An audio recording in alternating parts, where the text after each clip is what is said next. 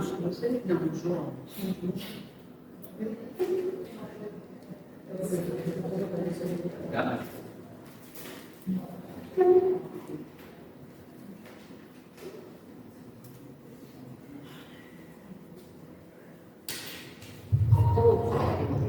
Olá, gente. Boa noite. Boa noite. Boa noite. Só para avisar novamente, a gente, na semana passada, vai fazer uma nova dinâmica, onde eu faço a abertura, a prece de abertura, e depois não há uma prece de encerramento, porque uma noite de estudo, ela não para nessa primeira parte, ela continua na segunda, que é o estudo do nosso lar. Então, quando terminar essa primeira parte, quem quiser sair, não tem problema, tá? Vocês fiquem à vontade. Vamos lá, então? Levando o nosso pensamento, nos fazendo presentes ao conteúdo que será dado hoje, que ele possa nos alimentar, nos trazer uma nova visão sobre o Espiritismo e a nossa responsabilidade com a nossa própria história. Que assim seja. A minha ideia aqui é passar a parte científica do Espiritismo, aquele preto no branco, enquanto o Silvio explanou a parte moral. E aí aqui realmente a ideia de trazer a parte científica, no sentido que a gente vai fazer algumas experiências. Vou trazer aqui algumas coisas para ver como esse sistema funciona, que não existe milagres, o que existe é ciência, é física. Então eu vou passar rapidinho pelo conteúdo da semana passada para poder já entrar no que a gente vai falar, tá? Ok?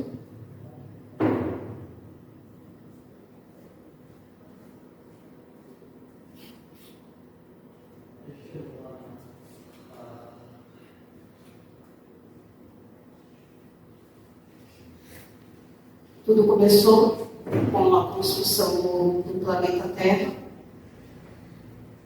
Daí,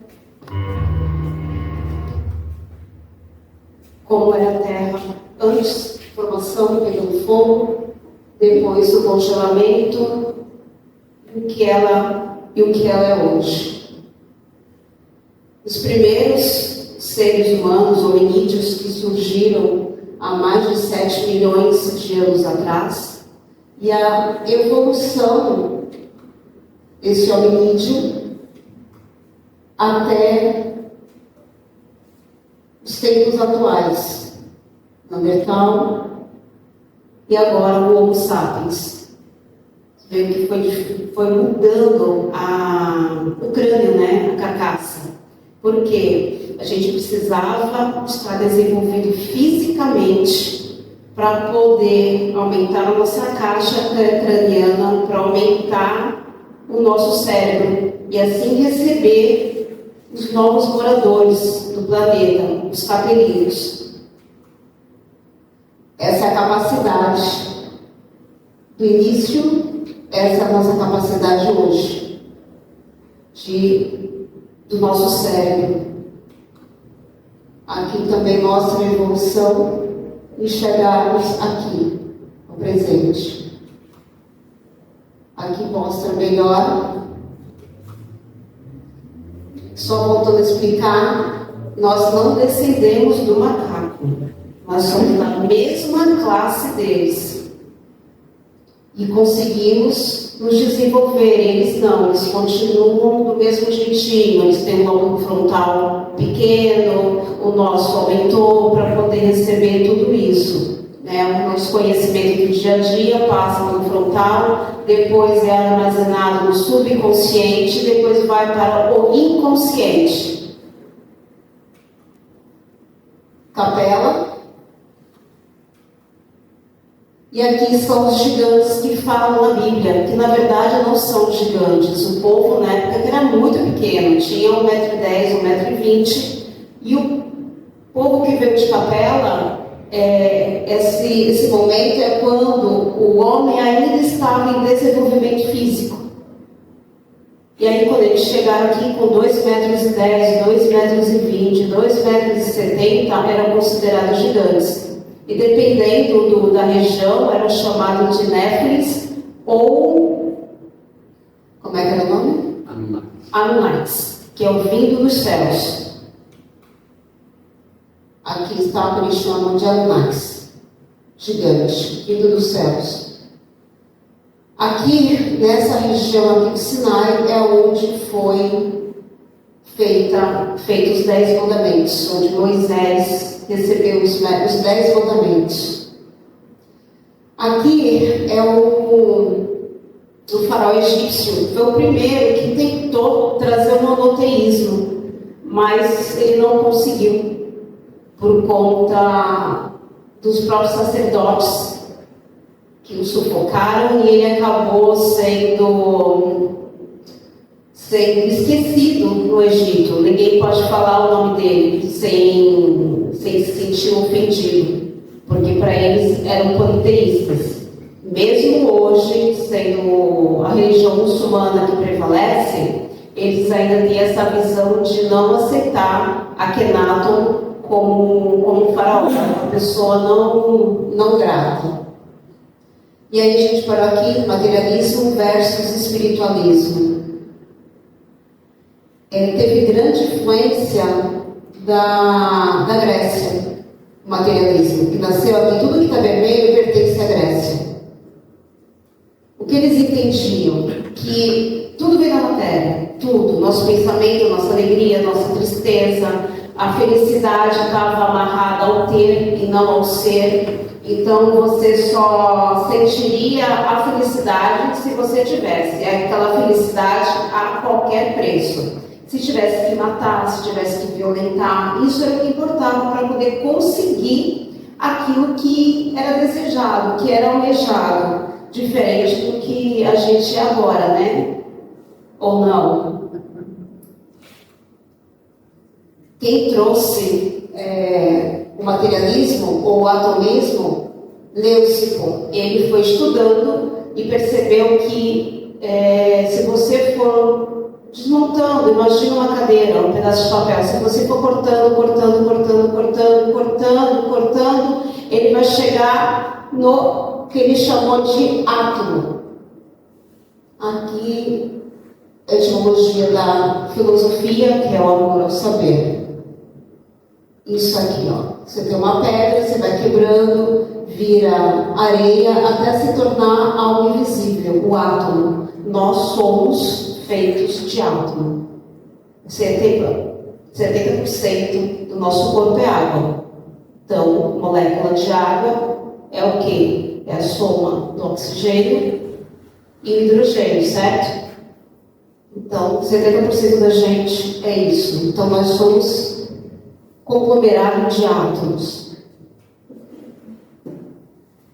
É assim que funciona o átomo. E é assim que Leucipo entendia que era só uma simples esfera. Só que ele veio à ciência e mostrou que não, que tem prótons, elétrons, nêutrons. E essa esfera aqui externa, são os elétrons que vão circulando, e isso é energia. Nós somos energia. Então, quando o Silvio falava que nós somos energia, que o nosso pensamento é energia, é isso mesmo, porque nós somos feitos de átomos. Aqui é a tabela periódica de tudo que é feito. Mais adiante eu vou explicar o motivo, ter colocado. A tabela periódica não é estática, então assim, surgiram 4 novos elementos na tabela que estão sendo descobertos, e ainda tem muito mais que a gente não conhece. Exatamente. 4 deles estão aqui. Eu tinha marcado, mas acabou sumindo. Vem, ó. Hidrogênio, oxigênio, água. Então, nós somos átomos, nós somos energias conglomeradas, reunidas. E aí vem Sócrates para acabar com a teoria do atomismo, do materialismo. Na verdade, ele não veio exatamente acabar, ele veio dar um outro sentido a essa história, né? Então vamos lá. E aí que entra o espiritualismo. O espiritualismo, ele não nega o materialismo. Ele sabe que o materialismo existe. A gente toca nas coisas, a gente pega nas coisas, a gente sente. Mas só que ele vê de outra forma o espiritualismo. Ele vê que existe algo além do só material. Só que antes é bom a gente diferenciar espiritualismo de espiritismo. Tá? Espiritualismo é tudo aquilo que acredita em uma vida, algo além da sua vida terrena. Então, assim, todas as religiões são espiritualistas. Candomblé, Umbanda, islamismo, catolicismo, budismo, porque todas elas acreditam, diferente dos materialistas. Acabou a vida corporal, acabou tudo. Então, assim, eu posso matar, eu posso fazer o que eu quiser, porque não vai ter consequência depois. Tudo é material. Se o corpo morre, aquilo que está no corpo também morre. Para eles era tudo algo feito de forma orgânica, não moral. Aí o espiritualismo já entende assim, existe material, mas há algo além disso. E espiritualismo é isso que eu acabei de botar, além. O espiritismo é o que acredita na comunicação entre os espíritos, além de uma outra vida. E nem todo espiritualista é espírita, mas todo espírita é espiritualista. Tá? E aí, tanto o materialismo quanto o espiritualismo surgiu na Grécia. 100 anos depois do materialismo, veio o espiritualismo, através de Sócrates. Ele andava pela rua e questionava as pessoas. Ele queria saber o que elas pensavam da vida, o que elas pensavam, o que elas achavam do bem, do mal, da felicidade, o que era justiça, o que era amor, o que era verdade. Ele queria fazer, além de alimentar o próprio conhecimento, ele queria também experimentar as pessoas, mostrar para elas que elas podem pensar por si. Não precisa de alguém dar uma ordem, dizer, você precisa fazer isso para ter aquilo. Ele entendia diferente, ele entendia que a felicidade era como a felicidade pura, era concebida através do ser. Quando você participava no auxílio de alguém, quando você alimentava o conhecimento de alguém, isso é o que trazia a verdadeira felicidade. E através dele, sem querer, surgiu a palavra psique, que em seguida veio a psicologia, estudo da alma. Né? Quando a gente acaba lendo, a gente também acaba aprendendo a origem de algumas palavras. Então ele acreditava no autoconhecimento das pessoas, que elas tinham que se libertar dos paradigmas, em especial os jovens. Em especial ir atrás dos jovens para poder perguntar o que você acha, o que você pensa, como é que é isso, como é que é aquilo. Aqui está a etimologia, psicologia. Ele acreditava tanto nisso que ele falava, conheça-te a ti mesmo. Eu vou falar algo pessoal meu. Eu não tenho filhos, porque eu tanto me conheço que eu não seria uma boa mãe. Então, como a gente se conhece, nós evitamos coisas. Aí eu pergunto, vocês se conhecem profundamente?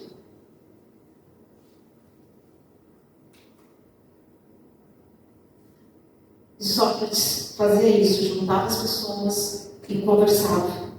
Ele não tinha medo dos contemporâneos dele. Ele falava que a alma, que existia uma alma, que a alma era imortal, ela sobrevivia a tudo, à morte, e que aquilo que era visto na época do materialismo era algo fugaz, inútil, que não ia trazer nada para ninguém. Só que essa forma de pensar dele trouxe problema.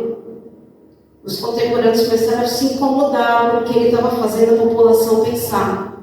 E quando você pensa, você questiona, trazendo para o que é hoje. Será que a gente continua do mesmo jeito que era ali? A gente não pensa? Em alguns pontos, eu acho que a gente continua igual, a gente não questiona, aceita aquelas ideias prontas e acabadas.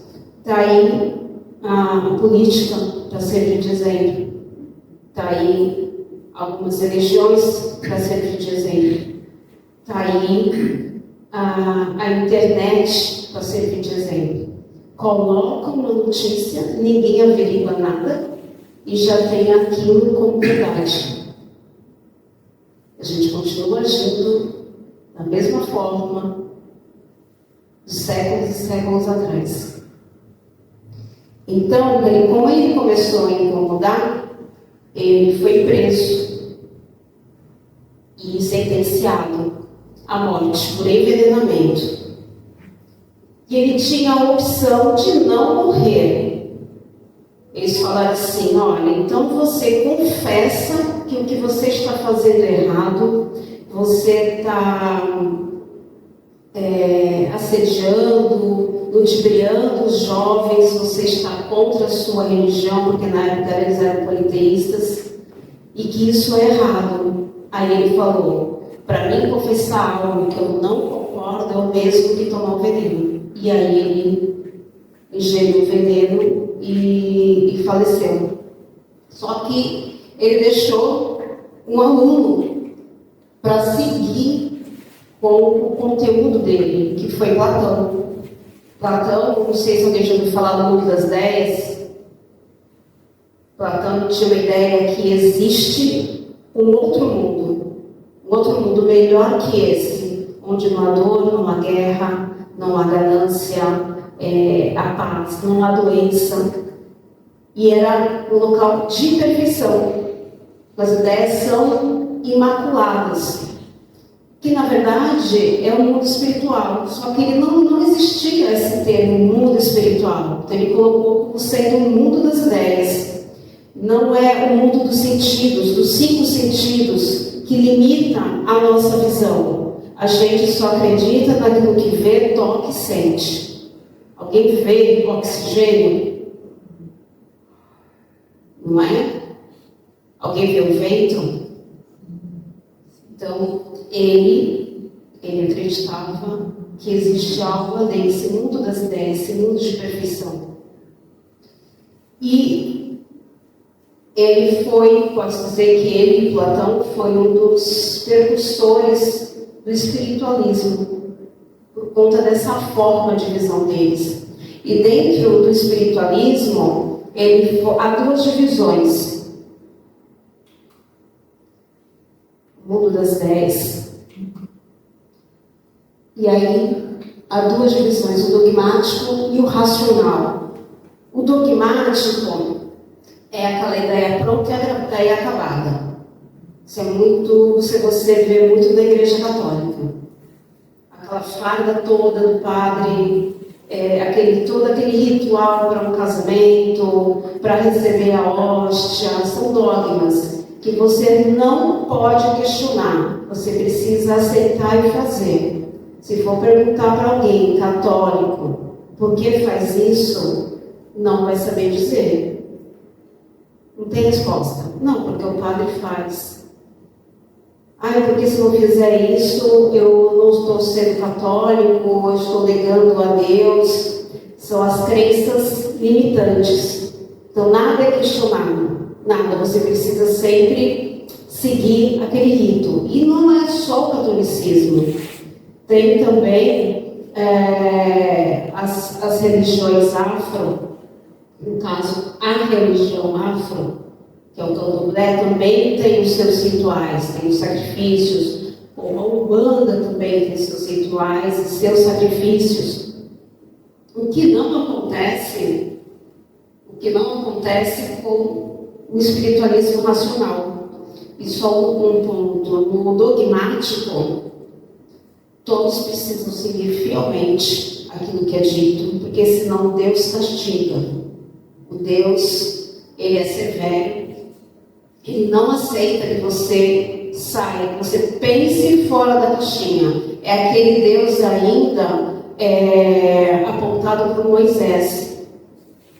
Isso é muito forte na religião evangélica, que eles colocam muito mais aquele Deus mosaico na frente, onde é o castigo, você está fazendo tudo errado, Deus não vai te ajudar, Deus não vai te salvar, do que colocar em prática, fazer colocar em prática o evangelho em si, que é o amor ao próximo.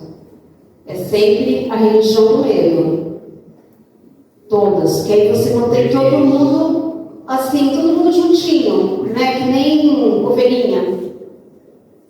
Isso eles pregam medo, né? Que, se você não é que nem o católico, se você não batizar seu filho quando morrer, ele não vai nem pro céu, ele vai ficar vagando, então eles botam um medo e a pessoa fica com aquele medo, não é que nem o espiritismo. Que você vê. O espiritismo, ele não proíbe nada. Não proíbe nada. Então a gente o catolicismo foi a pior por quê? Por causa Não é minha praga, tudo tem algo de bom que veio. Não, mas na Inquisição. Teve muita coisa ruim, mas nem tudo é tão ruim assim. Nem tudo. A gente precisa sempre tirar algo de bom daquilo que acontece de não tão bom, né? E tem o espiritualismo racional, onde é totalmente diferente. Você pensa por você faz as suas escolhas, você tem a oportunidade de buscar o bem, de não aceitar essas ideias prontas e acabadas. Você questiona as coisas, o porquê disso, o porquê daquilo, como funciona, por que funciona. Por exemplo, do que é feito a hóstia? Por que a gente tem que comer a hóstia? Mas se é o corpo de Jesus, como é que a gente come o corpo de alguém? Como é que aquilo pode estar representando o corpo de alguém que não existe mais? E é você saber e não aceitar. Porque você tendo conhecimento, você assimila melhor as coisas e diz, olha, eu concordo e não concordo com isso. É diferente de aceitar isso goela abaixo ou não questionar nada. E o espiritualismo racional é isso, você tem essa liberdade de pensamento, você não fica preso a essas ideias prontas e acabadas. Por exemplo, na minha época falava, olha, não pode tomar leite com manga, porque você vai morrer. Mas que fundamento tem isso? Deve dar nenhuma. Pois é, os dois juntos não fazem nada. Quando junta causa morte. Não pode comer bolo quente, que bolo quente dá dor de barriga. Mas isso as mães espertas, as avós, é para as crianças não pegarem o pedaço de bolo que acabou de sair do forno. Aí, né, veio com essa... Exatamente. É a cultura do medo. Acha que o medo controla. Mas aí sempre. Que não podia fazer a barba após a refeição. Isso. E nem tomar banho. Ou não pode lavar a cabeça. Né? Então a gente não testa, né? A gente aceita a ideia. Ninguém faz o teste, aí vamos ver o que acontece. E aceita, e vamos indo. E assim vai indo. Né? Como eu já falei, está aí a internet para mostrar isso. Que a gente vai cegamente. Se fazer mal depois do almoço, não era um banho. Era um banho, antigamente, quando não tinha chuveiro, tinha banho de imersão, que era o... Aí realmente era perigoso. Aquilo fazia mal. Se você comesse muito, e você A minha irmã quase morreu por banho de imersão, porque ela comeu pra caramba e foi tomar banho de manhã. Aí é ruim, né? Morreu. Forte. Porque não é o nome que tem quando a gente chover, a água ela cai direto em você. Você não Banho de fica, imersão, você é. fica parado. A água fica parada. E o chuveiro, a água se movimenta. No espiritualismo racional, Deus não é mais cruel. É um Deus do amor, é um Deus que auxilia, já está essa parte, já foi superada. Mas algumas religiões ainda colocam Deus como algo temeroso, o que não é assim. Agora a gente vai entrar, a gente vai entrar na história do Espiritismo.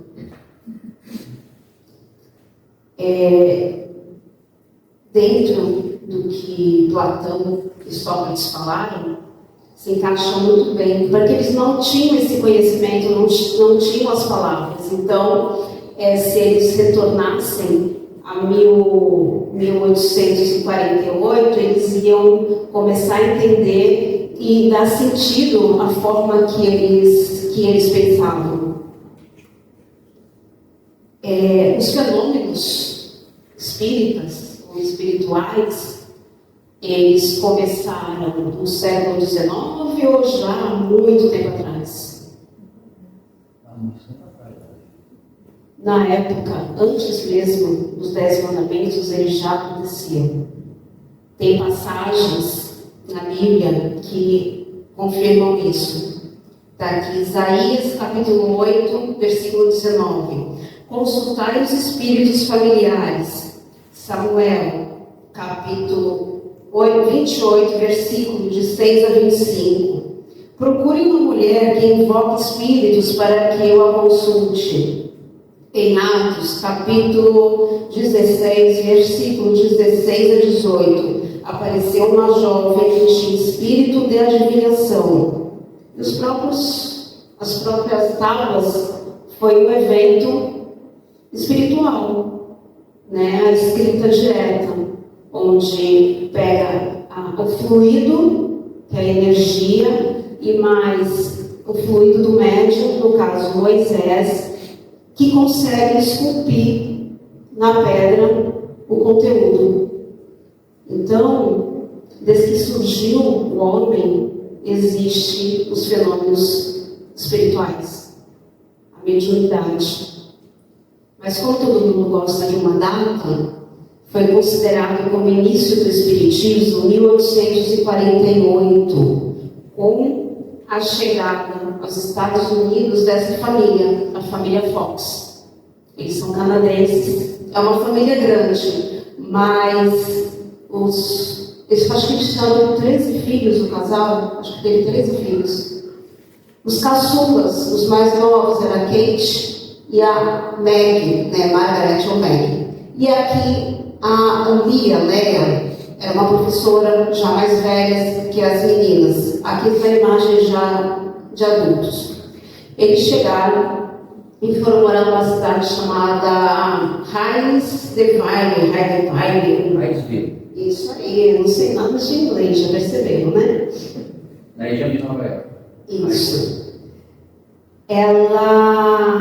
As crianças moravam com os pais. Essa irmã do meio era professora, era casada, tinha a casa dela. Oi? Que ano que era? 1848.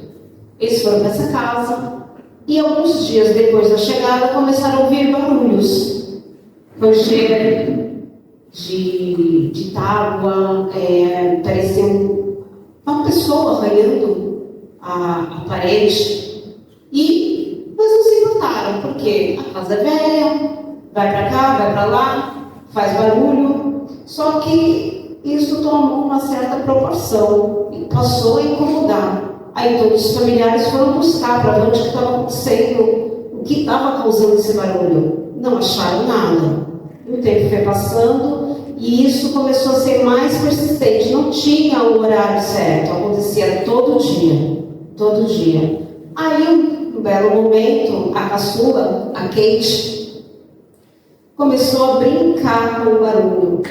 Cada batida que acontecia, cada ranger, ela batia a palma. Aí ela batia 2 palmas, era devolvido 2 palmas. Aí veio a Meg e começou a brincar também com a situação. A mãe, ouvindo isso da cozinha, foi atrás das meninas, sabendo o que estava acontecendo. Ela achou que era algum engraçadinho que estava no quarto ali para poder gozar das meninas, tirar sarro. E ela começou a fazer perguntas também. E aí respondiam através de batida. Aí ela falou assim: então tá, quantos anos tem as minhas filhas? As pancadas foram iguais, tanto para a caçula quanto para a mais velha. E assim foi indo. Aí chegou no ponto, ok, então uma batida é sim, 2 batidas é não. E de batida em batida, o que aconteceu? Ela descobriu que havia um espírito. Aqui as meninas, essa é a casa, era a casa, ela pegou fogo, né? Hoje não existe mais. Esse é o espírito. O nome dele era Charles Rosman. Ele era um mochileiro viajante, tinha 31 anos e foi assassinado dentro da casa. Ele foi cobrar a pessoa que morava no imóvel, o inquilino do imóvel. Ele matou, escondeu o corpo e foi embora. Ninguém mais soube dele. Então, O inquilino do imóvel matou ele. isso. E aí a casa depois foi alugada para essa família, para a família Fox. Eles estavam tão incomodados com a situação que aí todo mundo acabou sabendo o que estava acontecendo. E foi fazer pesquisa na casa, foram investigar. Veio uma turma aqui, outra turma ali, começaram a procurar o corpo da pessoa, não acharam. Separaram as 2 meninas, acreditando que elas juntas estavam causando esse barulho.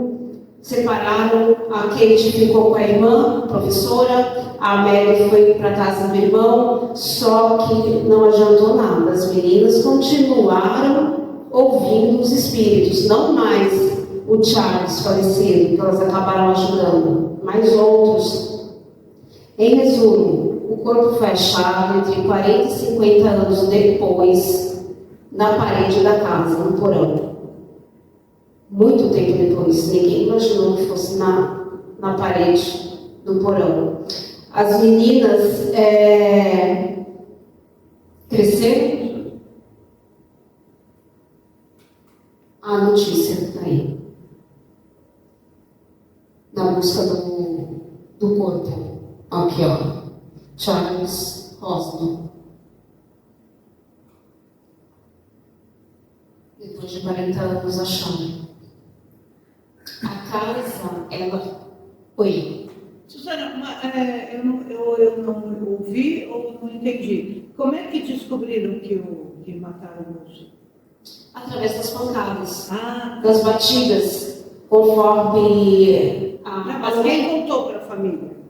a mãe das meninas Inventou o código. inventou o código, Ah, tá. né? Uma batida significava assim, 2 batidas não. Então ela foi de pergunta em pergunta e ela descobriu que ele tinha sido assassinado. Assim, você morreu? Uma batida, sim.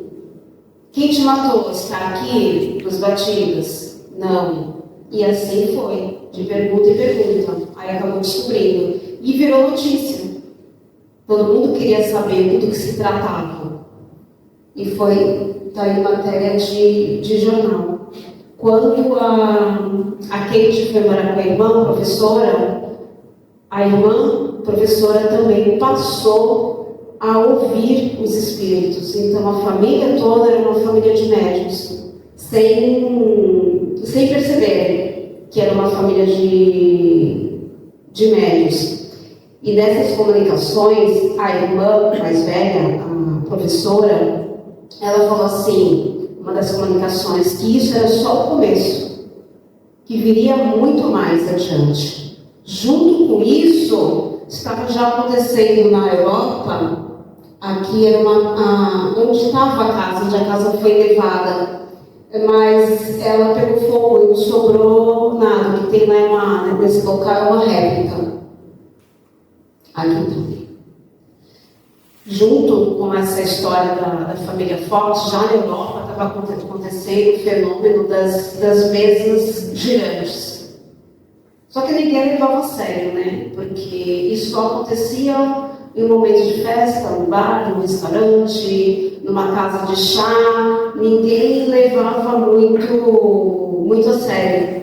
As mesas batiam, as mesas flutuavam, batiam com um pé, batiam com o outro, emitiam sons, mas ninguém se interessou. Achou que só, tanto é que, se vocês forem à França, a Paris, e perguntarem sobre o espiritismo, Allan Kardec, ninguém sabe quem é.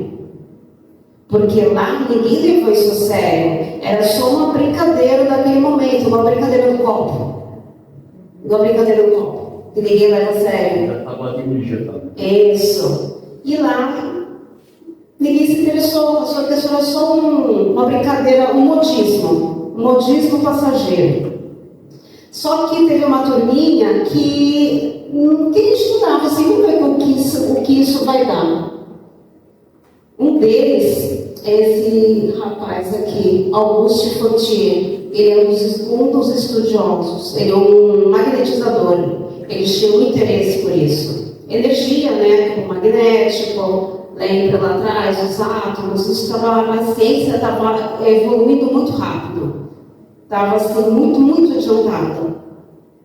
Então, eles acreditavam que a princípio era um fenômeno para as pancadas, um fenômeno idiomotor, quer dizer, um movimento involuntário, inconsciente do músculo da perna, que batia na mesa e surgia a pancada, mas não explicava porque a mesa ela girava, porque a mesa ela erguia, não dava sentido. Então acabou não levando muito adiante. Mas ele conhecia um outro magnetizador muito relevante na época, o nome dele é professor Hipólito Leon Delisard Rivaio. Ele escreveu muitas obras, principalmente na educação.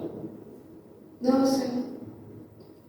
Principalmente na área de educação. Ele nasceu em 1804 em Lyon, França.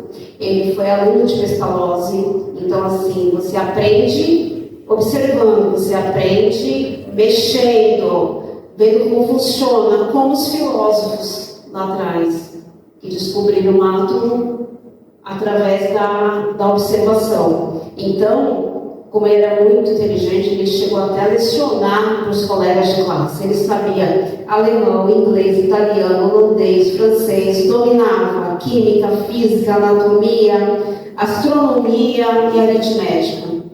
Hoje a gente não sabe mais nada.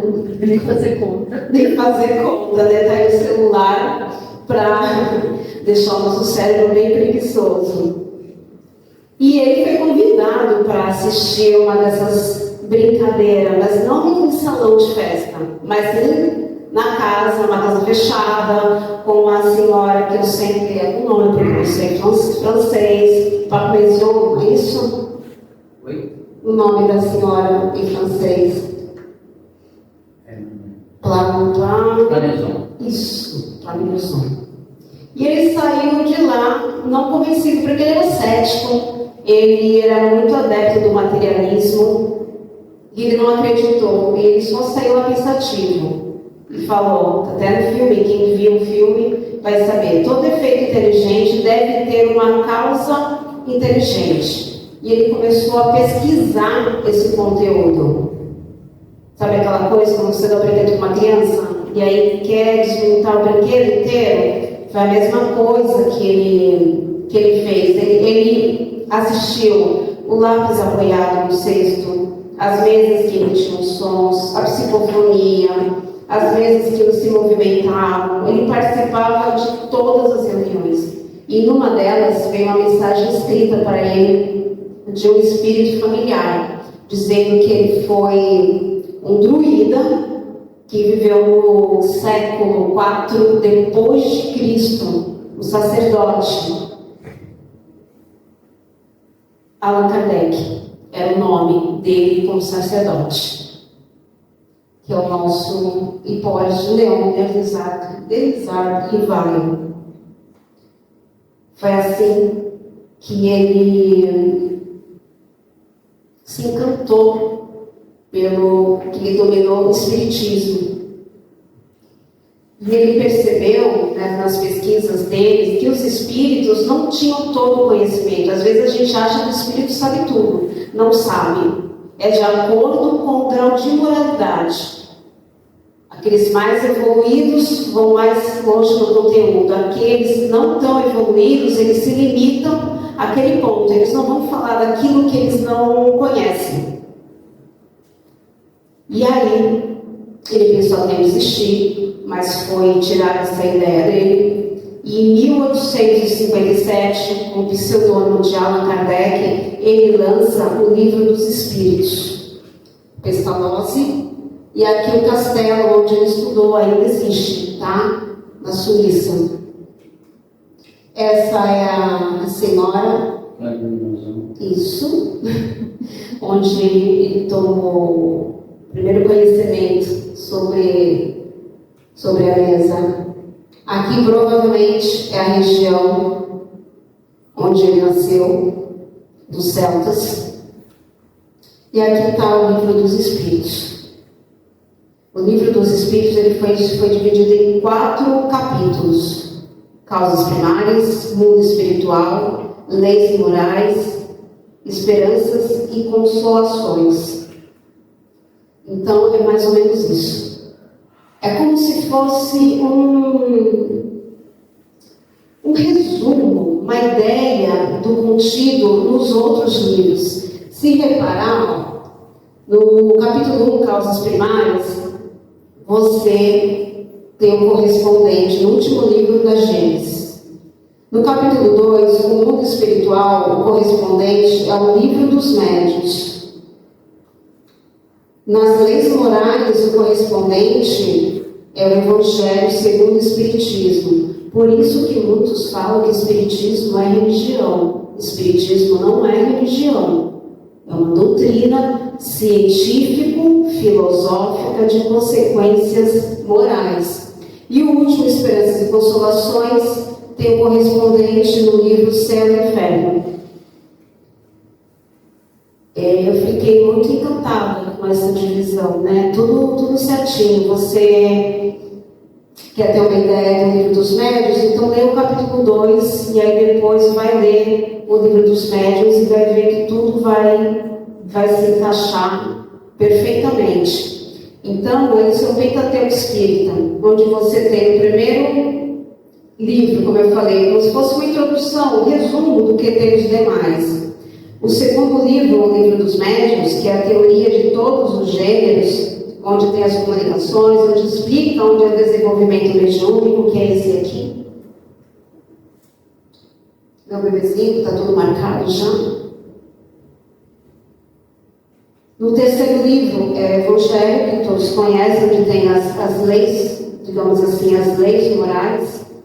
O quarto livro é o Céu e Inferno, onde explica a imortalidade do mundo espírito, qual a situação do mundo espiritual de acordo com o que você faz hoje. E o quinto livro é a Gênesis, que seria explicando como tudo começou.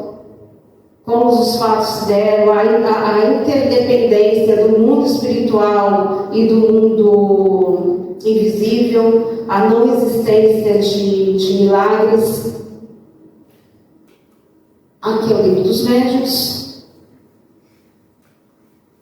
o Evangelho, Céu e Terra, isso aí, e a Gênesis. Como já está avançado? Não. Então tá, vamos lá. Falar com os pequenininha hoje. Então eu vou falar aqui sobre o espiritismo no Brasil, como começou aqui, né?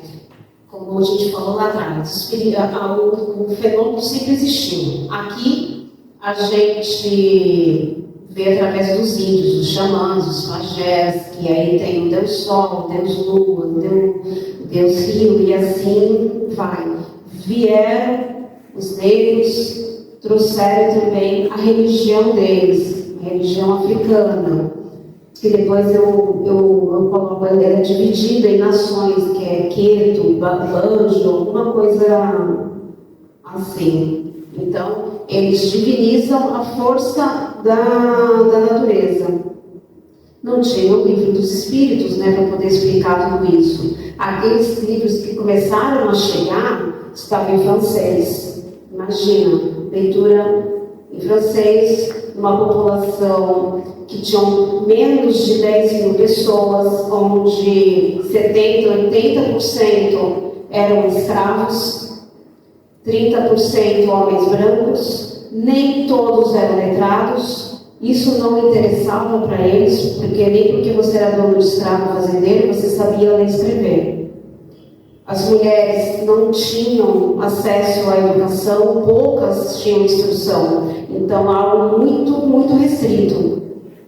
Algumas pessoas mais estudiosas, com um nível intelectual mais avançado, se dispuseram a traduzir o livro dos espíritos e começou a criar grupos de estudo. Só que a igreja, né, já estava acontecendo a perseguição. A igreja aqui não ia ser diferente, começou a perseguir os adeptos do espiritismo.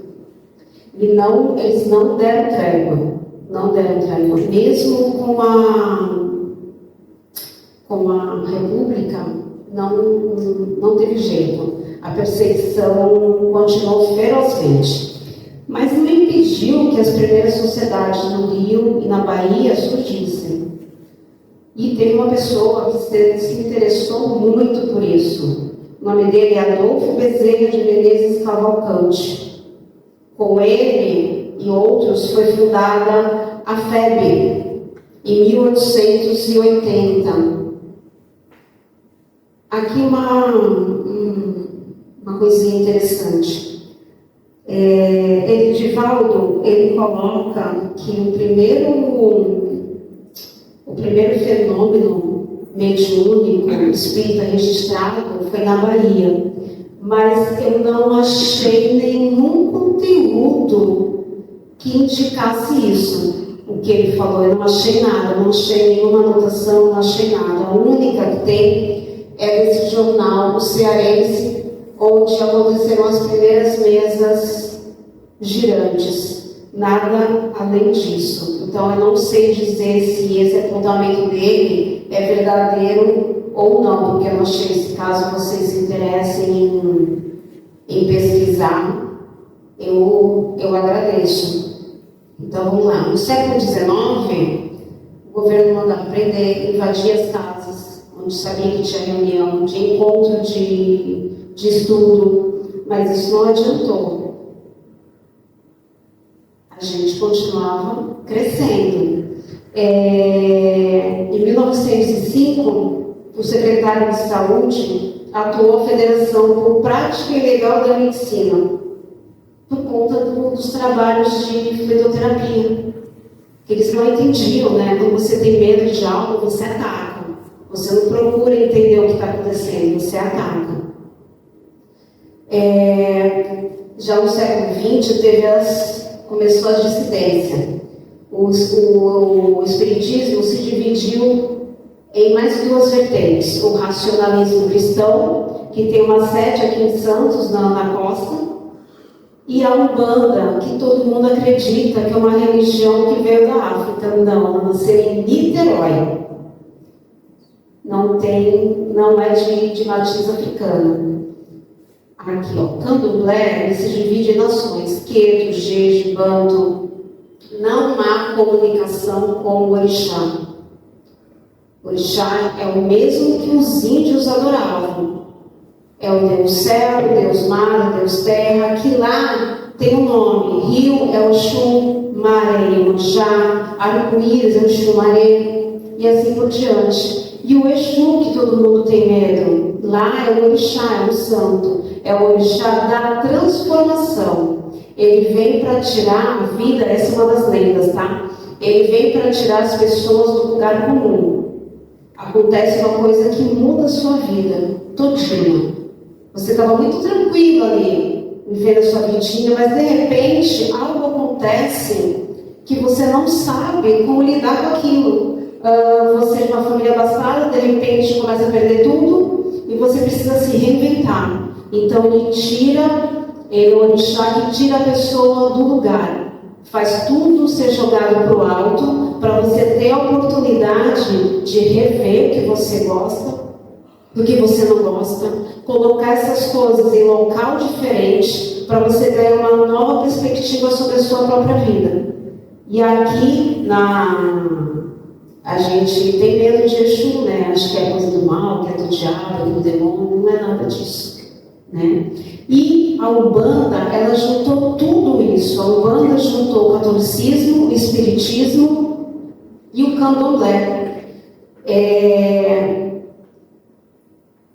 Os santos passaram a ser, levar o nome também de orixá. Santa Bárbara, Iansã, Oxum, Nossa Senhora da Aparecida, Iemanjá, Nossa Senhora dos Navegantes, São Jorge, alguns dizem que é Ogum, outros dizem que é Oxóssi. Então juntou tudo isso. No candomblé você não conversa com o orixá. Na Umbanda você conversa, que aí entra o espiritismo. E aí você tem um caboclo, você tem um preto velho, você tem a pombagira, você tem todos esses. E eu trouxe aqui um livro porque antes mesmo de surgir essa religião, a Umbanda, cadê aqui? Kardec colocou assim. Isso está dentro do Jeje, que são as crianças, Erê, Caboclo, Preto Velho, Boiadeiro, Marinheiro. Resulta das explicações acima. Haver espíritos que se prendem a certos lugares, preferindo permanecer neles, sem que, entretanto, tenham necessidade de manifestar sua presença por meio de efeitos sensíveis. Qualquer lugar pode constituir morada obrigatória ou predileta de um espírito, embora mal, sem que jamais qualquer manifestação se produza. O que se prendem a certas localidades ou a certas coisas materiais nunca são espíritos superiores. Contudo, mesmo que não pertençam a esta categoria, pode dar-se que não sejam maus e nenhuma intenção má no meio. Não raro, até comensais, mais úteis do que prejudiciais, porquanto, desde que se interessem pelas pessoas, podem protegê-las. Então, Kardec já tinha recebido esse conteúdo. Então, por falta de um nome mais adequado para o Exu, né? Foi dado esse com uma perspectiva bem ruimzinha, mas não é. O Exu é um orixá que vem para modificar. Então, quando alguém falar alguma coisa, vocês já sabem, né? Então, da esquerda, digamos assim, você tem a pombagira, tem o sete alguma coisa que não lembro. Não, sete flechas acabou. Tem Zé Pilintra. Tem um monte desses. Tem Exu do lodo, Exu da rua, mas não são Exus. São espíritos que se prendem a lugares e nem necessariamente eles fazem mal. Simplesmente estão ali porque tá bom para eles. Eles podem até ajudar. Tá aí um preto velho para não me deixar mentir, né? E, já terminando aqui, essa parte, Oi, nacionalismo cristão? Então, eu nunca fui lá, eu não me aprofundei, Não sei. mas eu acredito que siga o mesmo caminho do Espiritismo. Alguns dizem que há sacrifícios lá dentro, mas eu não vou dizer algo que eu não sei, né? Assim, as pessoas têm por hábito botar medo para ninguém ter interesse ou se sentir seguro para ver como funciona. Então eu não sei, eu sei que é uma vertente dentro do Espiritismo. Aí teria que dar uma estudada. Nos anos século XX, aqui só também a título de curiosidade, o Espiritismo era conteúdo das aulas de medicina dentro da psiquiatria. E o que eles falavam na época? O combate ao Espiritismo deve ser igual ao combate contra a sífilis, ao alcoolismo, ao entorpecente, à tuberculose, à lepra, enfim, a todos os males. Outro, sobre o livro dos médiuns. É uma cocaína dos debilitados dos nervos. Para você ver o tamanho, como era entendido. Da perseguição. E como era entendido, mas não tem muito tempo não. Olha aqui, ó. Aqui. Os encontros mediúnicos só foram deixados de ser crime em 1940. Não tem muito tempo. 1940. E só foi colocado na Constituição a liberdade religiosa em 1946. É pouco tempo. É tudo muito novo. Bezerra de Menezes. Aqui a sede, ainda está lá, a sede. Primeiro Jornal Espírita. Reformador, também acho que esse é do Rio. Outro jornal.